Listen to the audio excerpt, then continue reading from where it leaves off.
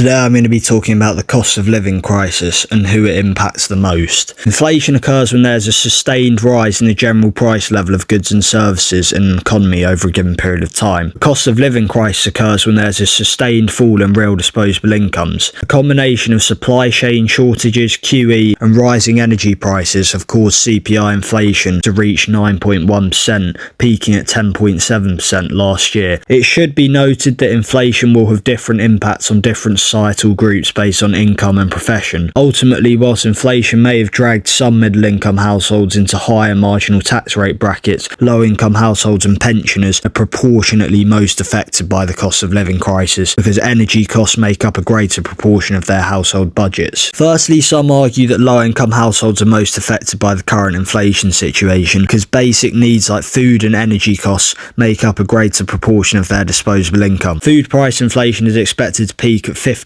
this summer, and energy costs have risen 54% since the cap was lifted in April 2022, with further increases expected when the cap is recalibrated in October. The Institute for Fiscal Studies estimated April's annual inflation rate to be 10.9% for the poorest 10% of households and 7.9% for the richest 10% of households. Fundamentally, households on lower incomes are experiencing the greatest reduction in purchasing power from rising food and energy costs. Secondly, it's possible that low-income workers on fixed-term contracts who are ununionised or belong to weak trade unions may be significantly affected by the cost of living crisis as real wages lag inflation. In the past 15 years, the average income of working-age families has only grown by 0.7% each year, implying stagnant incomes have not kept up with inflation. For example, in December 2021, UK annual wage growth was 4.3% when the rate of inflation was 5.4%.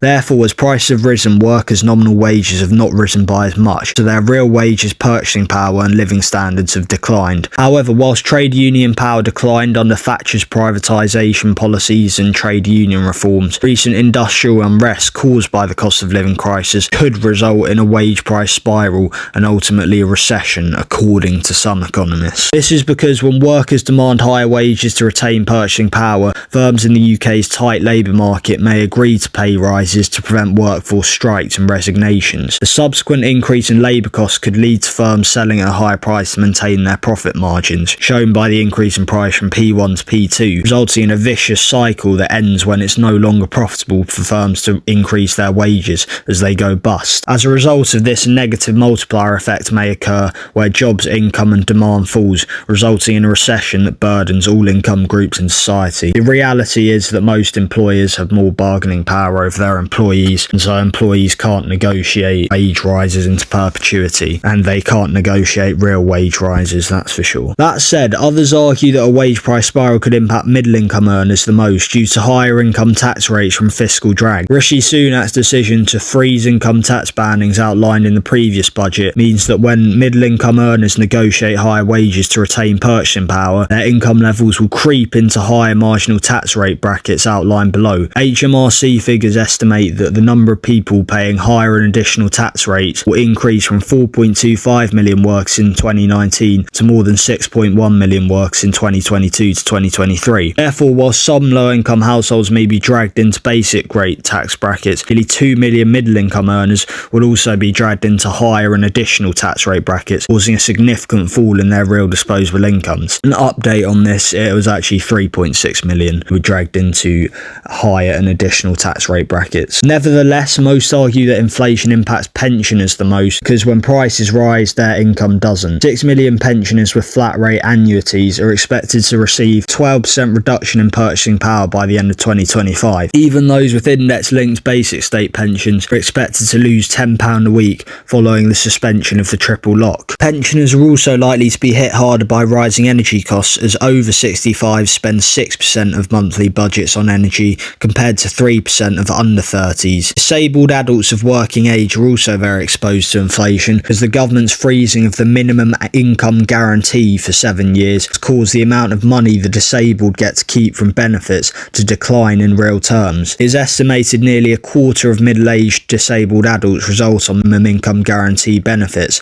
and only 6% of people with known learning disabilities are in employment, meaning that disabled adults will experience a significant reduction in their purchasing power. However, at a macro level, the monetary policy of raising interest rates to control inflation could have unintended consequences for borrowers and low-income households.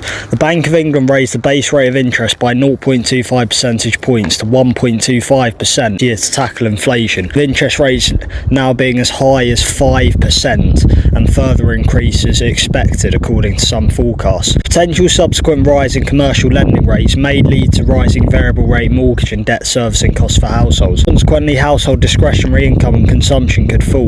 This means when AD falls from AD to AD1 in the diagram below, derived demand for labour may fall from D1 to D2, causing a fall in real wage inflation that offsets the potential benefits of inflation clearing debts for borrowers and low-income households. In conclusion, the basket of goods differs from contrasting households, so the proportional rise in the cost of living is likely to impact low-income households, the disabled and pensioners more than it does high-income households. On balance, high-income households have been somewhat protected from the current inflation situation because low interest rates and asset price inflation in the run-up to the cost of living crisis has meant that they have more reserves and lower liquidity needs relative to their net worth than low-income households. Furthermore, low-income earners' decline in purchasing power has been exacerbated by the government decision to raise national insurance contributions by 1.25 percentage points. If Russia's war with Ukraine persists, it's likely that inflation will no longer be transitory, further increasing food and energy prices, which will ultimately hit low-income households the hardest.